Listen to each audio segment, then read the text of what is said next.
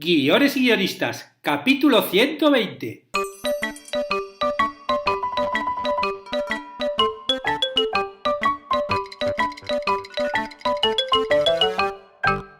Buenos días a todos, bienvenidos a Guiones y guionistas, el podcast con el que todos podemos aprender a hacer guiones y en el que el guionista es el rey. Cada semana salimos al aire con 2 programas en los que vemos un nuevo elemento, técnica o herramienta para que sepáis más del novedoso mundo de los guionistas y el futuro arte de los guiones. En el segundo podcast de Guiones y guionistas, hace ya más de un año, hablé sobre el oficio del guionista en diversos medios. En televisión, en cine, documental, en cómic, en videojuegos. Pero el mundo está cambiando mucho y cada vez surgen más oportunidades de negocio para los guionistas. ¿Qué van a hacer los guionistas del futuro? Y no solo del futuro, porque ya hay muchos trabajando en ello. Muy bien, bueno, pues voy a hacer algunos podcasts dedicados a ellos y en el de hoy voy a analizar los trabajos relacionados con los guionistas de juegos en diferentes medios. Es algo concreto, ¿no?, que es crear juegos, pero bueno, es algo que cualquier guionista se puede dedicar a ello. Yo, de hecho, durante muchos años de mi vida he hecho juegos para concursos televisivos. Programas muy distintos, con lo cual es algo que la verdad es que recomiendo porque es muy entretenido y muy agradecido. Y en la plataforma de cursos de guión que hay en davidestebancuero.com volvemos con el curso de diálogos. En la clase que sale hoy vamos a ver qué es la voz en off, cuándo utilizarla y cuándo no hay que usarla. Porque, como dice el personaje de Robert McKee, ¿no?, del analista de guión en la película de Adaptation, y pobre de aquel que use voces en off, pobre de aquel. Resulta blando y sensiblero. Cualquier idiota puede explicar los pensamientos de los personajes con la voz en off. Bueno, lo dicho, eso es lo que dice el personaje, pero vamos a ver cómo sí muchas veces tiene sentido utilizarla. Y al igual que hice la semana pasada, os adelanto otro de los nuevos cursos que comenzarán en agosto.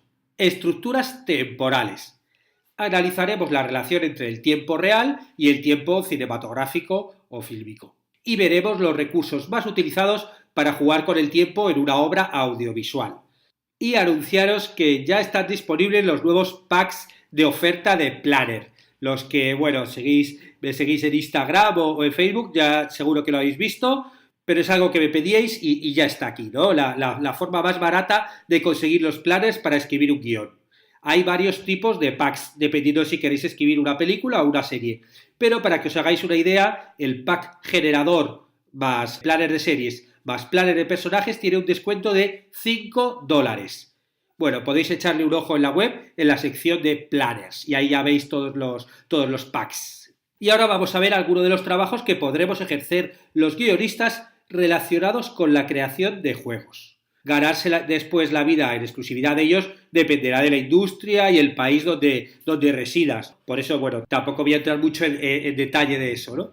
Pero tenemos que verlo como una vía más donde poder ejercer nuestro oficio y creatividad. Incluso también, si ya tenemos una serie de ideas, de guiones, de biblias, a lo mejor podemos encontrar cómo podemos trasladar esas ideas a un nuevo formato o un nuevo medio. Los guionistas de juegos o narradores lúdicos se encargan de lo que algunos denominan como narrativa emergente, que es una narrativa intrínseca al juego y que simplemente ofrece recursos al jugador, al lector, al espectador, al usuario, para que narre su propia historia.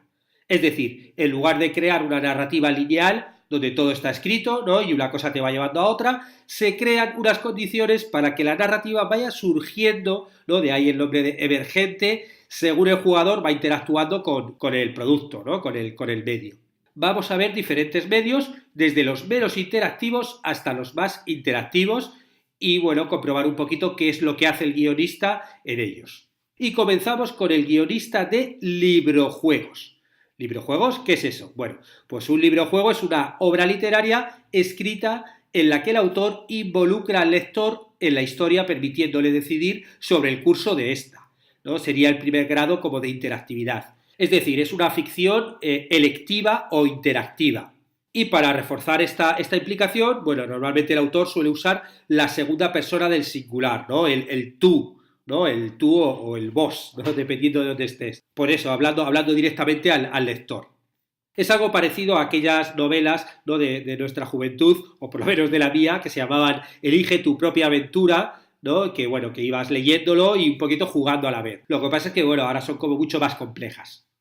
Y aquí el diseñador de librojuegos, ¿no?, o el guionista encargado de ello, tiene que diseñar tramas basadas en árboles de decisión, en las que, bueno, pues que no haya incoherencias y que tengas una suficiente combinatoria de opciones. Y estos árboles de decisión lo que hacen es provocar un parón en la trama, que hace que el lector o el jugador tenga que tomar una decisión. O sea, estás avanzando con la narrativa y de repente llegas a un punto y a partir de ahí hay dos opciones o más opciones que se le presentan al lector. Y entonces él, según decida tomar una u otra, pues va a tener que la historia va a seguir hacia un lado o hacia el otro. Y claro, de esta forma, cada vez que leemos o jugamos en un libro-juego, tendremos una historia diferente. Claro, aquí el guionista lo que hace es crear todas estas ramas, todos estos árboles que se van bifurcando poco a poco, de tal forma que que luego el espectador vaya creando su propia historia, a partir de todas las opciones y todas las combinatorias que ha ido creando el guionista. El segundo medio que vamos a ver es el de guionista de juegos de rol. Los juegos de rol son unos juegos que tienen una parte narrativa y otra parte interpretativa, en la que los jugadores asumen el rol de los personajes imaginarios a lo largo de una historia o una trama en la que interpretan sus diálogos y describen sus acciones. Hay un jugador, que es el conocido como director de juego, que cuenta una historia y te propone como, bueno, pues un marco, una ambientación para contar esa historia. Y el resto de jugadores van a protagonizar dicha historia. Después, según se va desarrollando la partida, la narración se va parando habitualmente para preguntar a los jugadores qué hacen sus personajes dentro de la historia. Estos podrán contestar de manera improvisada lo que quieran, sin tener que ceñirse a un guión. Y las acciones, bueno, pues pueden cambiar la historia de cualquier manera. Por eso tiene una parte narrativa y otra interpretativa, ¿no? La narrativa es la que propone el guionista, el creador, y es puesta en escena por medio del director de juego, y la parte interpretativa donde los propios jugadores van a ir creando y recreando su propia historia. Lo curioso es que, como comentaba, no hay un guión a seguir, ya que el desarrollo de la historia queda por completo pues, sujeto a las decisiones de los jugadores. Y entonces me diréis, ¿qué hace ahí un guionista? Pues bien, un juego de rol se compone de dos partes. Una que sería como la ambientación y otra el sistema de juego o normas o reglas del juego. Y ahí es donde entra el trabajo del guionista o creador del juego de rol. Escribe el libro con la ambientación donde se produce el juego y las normas y reglas con las que se juega. Y para eso, por ejemplo, puede recurrir al world building, que para el que no sepa lo que es, hice un capítulo entero explicando qué es. Os pongo aquí el link del podcast para que lo escuchéis. O sea que nosotros como guionistas tenemos que crear las reglas que rigen ese mundo y cómo eso se traslada a una mesa de juego. Como guionistas también podremos intentar adaptar algunas de las historias que ya tenemos escritas, ya sean películas, series, novelas, a un juego de rol. Y claro, ahí lo que tenemos que hacer es crear la ambientación partiendo un poco de la Biblia si es una serie, o del guión si es un largometraje, o de la propia novela, y luego incorporar un sistema de juego. Existen varios sistemas de juego en internet gratis que podéis adaptar, o sea, solo tenéis que buscar un poquito por internet y los encontraréis. Y luego a partir de ahí ya, bueno, pues dependerá obviamente de vuestra historia. El tercer formato sería guionista de juegos de mesa. Porque, bueno, existen muchos juegos de mesa que son abstractos, ¿no? y que carecen de una narrativa, de una ambientación, como por ejemplo, yo que sé, el ajedrez, las damas o el Jenga. Pero existen muchos otros en los que hace falta una carga narrativa y por eso necesitan a escritores y guionistas que generen ese contenido. Al igual que en los juegos de rol, el guionista o creador tiene que crear la ambientación y las reglas por las que se regirá el juego, ¿no? El gameplay. Y aquí lo importante es que cuando tú tengas una idea de un juego de mesa, hay que sacarlo de la cabeza y hay que llevarlo a la mesa y ponerlo a prueba de verdad. Realmente se aprende mucho más de jugar el juego que de meses y meses pensando acerca del mismo. Y al igual que con los videojuegos o otro tipo de juegos, la prueba del juego es donde realmente vas a ver todas tus ideas en acción. Y cuando se llega a ver si realmente funciona o no funciona un juego y si te divierte a ti, bueno, sobre todo a los jugadores. Y también es importante hacer pruebas de juego con gente que no conozca nada del mismo, lo que se conoce como pruebas de juego a ciegas, que tú les presentes las normas, todas las reglas del juego y a partir de ahí, bueno, pues tú te tiras ahí 1 hora o 2 horas viendo cómo juegan ellos y puedas calibrar qué es lo que funciona y lo que no. y a partir de ahí, claro, reescribir y rediseñar el juego y sus reglas. El cuarto formato para un guionista sería el guionista de escape rooms.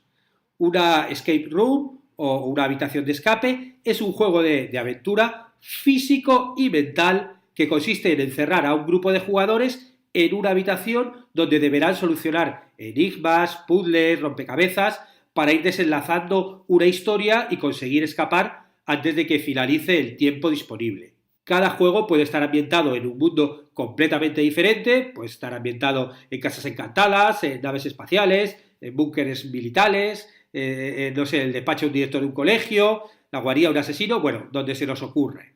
Este tipo de atracciones empezó en Japón, yo creo que empezó, pues no sé, hace más de 10 años y la verdad es que cada vez está proliferando mucho más en todas las grandes ciudades, ¿no? Incluso en muchas hay varios con distintos escape rooms, cada uno con una temática diferente. Y en los escape rooms el guionista tiene que crear una línea argumental que ambiente y le dé una motivación a los jugadores. Puede tratar de hallar la cura para una enfermedad o de escapar de una cárcel nazi. El objetivo es que los jugadores vivan la aventura en primera persona mientras van resolviendo los puzzles y enigmas que encuentran por el camino. Por eso, el guionista de una escape room, además de crear un argumento interesante, que se supone que eso es lo que sabemos hacer los guionistas, en lo que estamos un poquito más especializados en crear historias interesantes, pero claro, hay que tener en cuenta que los jugadores sufren una gran inversión en el juego, ¿no? Porque son los protagonistas que están viviendo en sus carnes la aventura. Con lo cual los guionistas, además de crear el argumento, tenemos que tener experiencia en la creación de puzzles, de enigmas, de rompecabezas y también saber manejar un poco lo que es el hipertexto, o sea, lo de cómo vas llevando de un sitio a otro y tener conocimientos un poco sobre psicología, sobre dinámicas de grupo, ¿no? Cómo funciona, porque aquí nuestros personajes van a ser los propios usuarios que bueno, ellos van a tener que ir resolviendo las cosas, elaborándote y hay que saber meterse un poquito en la cabeza de ellos para saber cómo van a actuar. El siguiente formato es un formato, bueno, conocido, ya no es algo nuevo, obviamente lleva ya muchas décadas, yo de hecho empecé trabajando de ello, y sería el guionista de juegos en concursos y reality shows televisivos.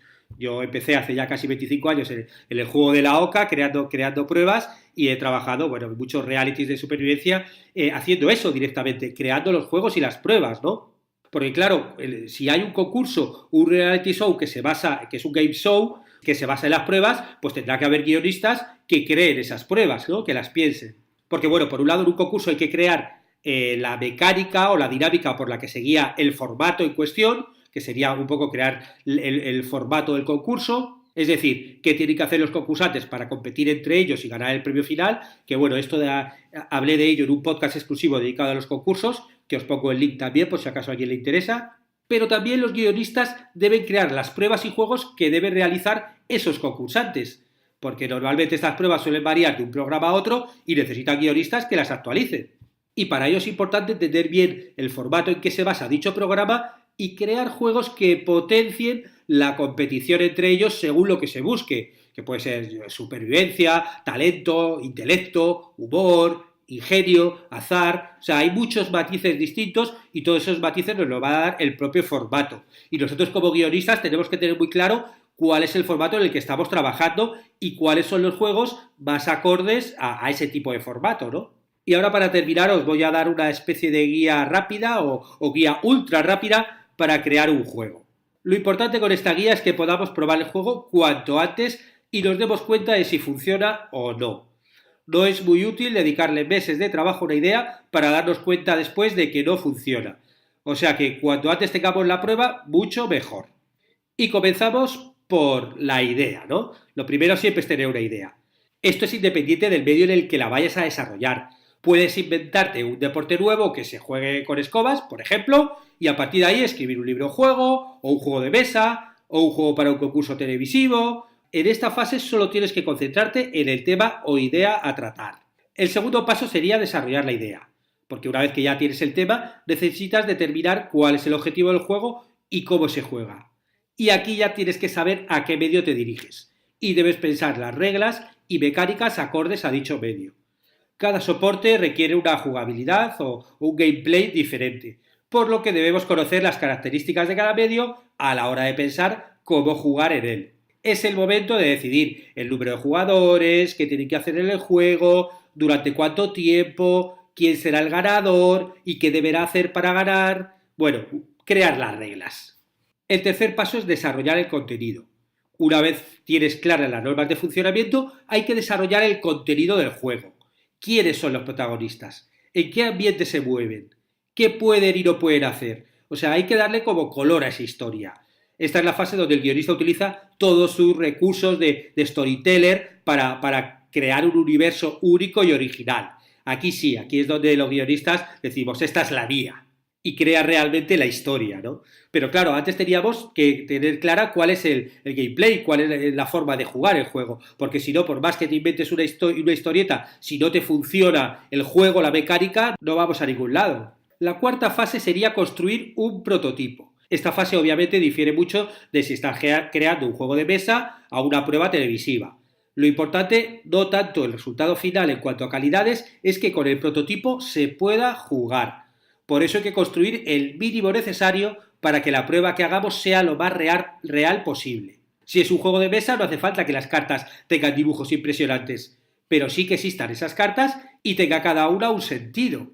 Claro, es mucho más complejo si estás creando pruebas dentro de un programa de televisión donde seguramente para poder probarlo vas a tener que construir algo, pero bueno, no hace lo que decía antes, tú a lo mejor no hace falta que construyas la escalera gigante con todo tal, sino directamente con poner una escalera y con 4 cosas ya puedes manejar los tiempos, quién empieza, quién acaba. Tenemos que tener claro que las pruebas es fundamental. De esto hablé ya en el podcast de concursos y en el de realities también, porque y esto yo lo he sufrido mucho en primera persona, realmente si vas a grabar un juego y no lo has probado bien, vas a tener muchos problemas después en la grabación. Con lo cual hay que probarlo bien, hay que intentar, además con los jugadores que se esfuercen mucho cuando lo están haciendo la prueba y que busquen todas las trampitas que puedan, buscar todas las cosas que puedan, porque luego después si todo eso no lo hacen en la prueba y tú no pones las normas para imposibilitar cierto tipo de cosas, luego a mitad del juego no vas a poder inventarte normas nuevas. Y esto es así. Yo, por ejemplo, en los concursos de supervivencia era una pasada los concursantes, lo ingeniosos que eran a la hora de superar las pruebas, ¿no? Y como no les hubieras puesto un límite, ellos si podían se lo saltaban. Y claro, esa es la quinta etapa, ¿no? Probar el juego. Porque con el prototipo construido pasamos a la etapa más crucial de desarrollo para cualquier juego, que es el playtesting. Y como os contaba, ¿no? Al igual que con los videojuegos, la prueba de juego es donde puedes ver todas tus ideas en acción y se comprueba si el juego funciona o no funciona bien, si es divertido, cuáles son sus carencias, sus necesidades. Y en esta fase también es muy útil pedir feedback a los jugadores y que te cuenten qué les gustó más, qué les pareció más divertido, si se aburrieron, qué mejorarían. Y esto de probar el juego, obviamente, vale para todos los ejemplos que os he puesto antes, ¿no? Tanto para el escape room como para el juego de rol, o sea, para cada uno, obviamente, dentro de sus características, pero los jugadores deberían probarlo y además, si son jugadores que no os conocen y no saben nada del juego, muchísimo mejor, porque va a ser mucho más real. Y por último, el sexto paso es ajustar las reglas y el contenido. Después de la prueba hay que ajustar todos los elementos que no hayan funcionado bien. Puede que haya que cambiar las normas de juego o que incluir algunas nuevas, hay que sumar o reducir el número de jugadores, a lo mejor hay que modificar el terreno de juego o el tablero de juego, dependiendo de lo que sea, y después volver a probarlo con otros jugadores preferiblemente, o sea, que siempre sean vírgenes. Y así hasta que funcione perfectamente según los objetivos que tengas para él. Bueno, y con esta guía ultra rápida de creación de juegos terminamos el podcast de hoy en el que hemos visto cuáles son los nuevos trabajos relacionados a la creación de juegos en los que puede trabajar un guionista. Y como siempre, si os ha gustado, agradecería mucho vuestros comentarios y valoraciones en iTunes, en iVoox o YouTube. Y también agradeceros que no suelo hacerlo públicamente, pero hay que hacerlo a todos los que estáis suscritos en los cursos de guiones y guionistas en la plataforma y a los que compráis los planes, porque gracias a vosotros hacéis sostenible que exista este podcast. O sea que muchas gracias a todos. Y recordaros que estamos juntos los martes y jueves con nuevas técnicas, estrategias y análisis para que aprendamos entre todos a ser mejores guionistas. ¡Hasta pronto!